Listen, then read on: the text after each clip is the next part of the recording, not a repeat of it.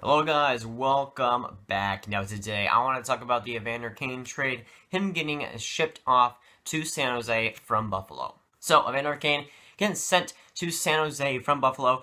Evander Kane has 40 points. He's having a great, solid season. Now he was lining it up in the first half. He's kind of slowed down in the second half, which is a bit of a worry for a guy being, well, traded at the trade deadline. You want to see production in the second half, and he really hasn't done that too much. In the first half, he was blowing things up. In the second half, it's kind of So it kind of concerns me.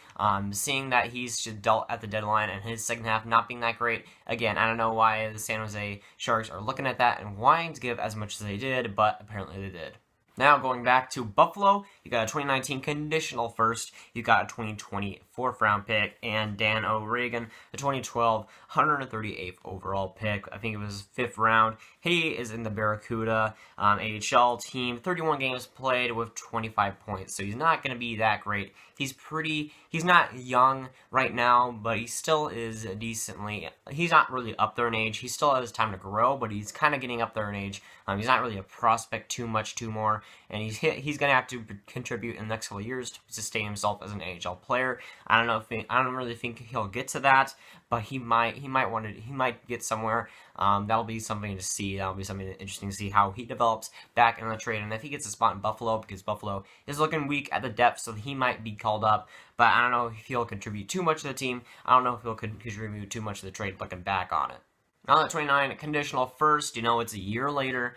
It might have some condition on it that lets it go to 2018, but still, that's first round pick. It's going to be first San Jose, so maybe if San Jose, I don't think it's very likely, but maybe San Jose drops a bit because they got some old guys there. Maybe they drop a bit in the standings. Maybe they miss the playoffs. That could be a good pick there. That could be a decent pick. So it's a gamble for San Jose definitely.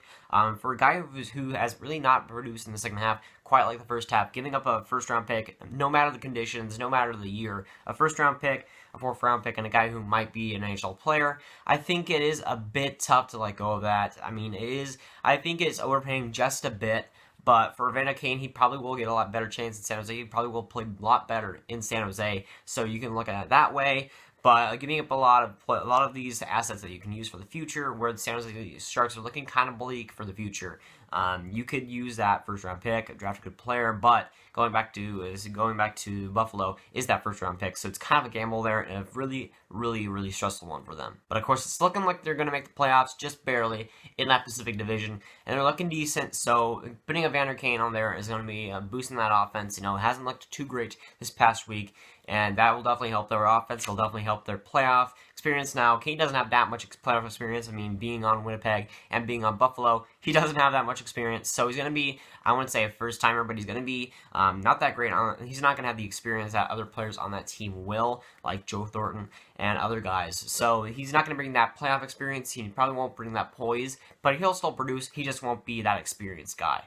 Alright, just getting the conditions now. Pierre LeBrun, clutch guy, just releases it. Here's the conditions of the first round pick. The 2019 in the Evander Kane deal for 2019 first round pick. If the Sharks re-sign Kane, it's a first, but if Kane walks free agency, it's a second round pick in 2019. So Kane going back, if he doesn't re-sign, it's a second round pick. If he does re-sign, it's a first round pick. So obviously, the Buffalo Sabres fans are wanting the Sharks to have him re-sign there, and it's obviously what they're going to go for. So the Sharks could, I don't know, kind of backstab Buffalo by letting him go. I don't know if they quite need him, but they would want to keep him, I guess, giving up what they're giving up right here. So I want to see why they wouldn't, but again, people walk for some crazy reasons sometimes. And of course, you've got the behavioral issues that Kane has had in the past. He's a kind of locker room cancer, but I don't know if he's quite that right now. I don't know if haven't really looked into it if he's quite that at the present. I think he's changed a little bit, but still, he's not going to be the greatest. He's not going to be the best morale guy in the San Jose locker room, that's for sure. So it's going to be kind of a damper on their mood sometimes. Maybe he's going to bring some kind of, unwanted stuff into that locker room. But he's I don't want to say that he helps that locker room. Definitely, I don't think that he ever will. I mean, he's just that kind of guy who doesn't really give too much effort for the team in the locker room, which is sad. But having the behavioral issues in the past, that stigma against him, he might be fine. But for people that are just looking out and don't really pay too much about the locker room, they're still gonna have that stigma. And they're still going to have that, I wouldn't say stereotype, but that stereotype of him that he's kind of a locker room cancer. Now, I'm definitely not going to assume that he's a locker room cancer. He may have changed his ways, and he may be a better player now. I'm certainly not going to say that he's a great locker room guy. I'm definitely not going to assume that, but I'm not going to assume either right now. I'm just not going to do that. I'm not going to label him as a locker room cancer, because, frankly, I don't really know. And look at what San Jose gave up in this trade. They still have a future, but let's say that pick is a first-round pick. That's a little bit less of a guy who's talented, who could come in and play good for you. That's a lesser pick.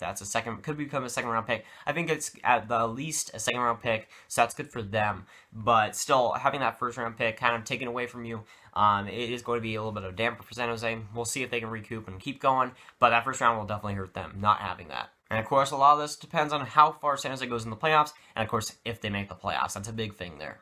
That's going to, guys. Like, subscribe to not more trade deadline videos will be coming out as the trades continue to go around, and I'll see you guys later. Ring that bell if you haven't. Goodbye.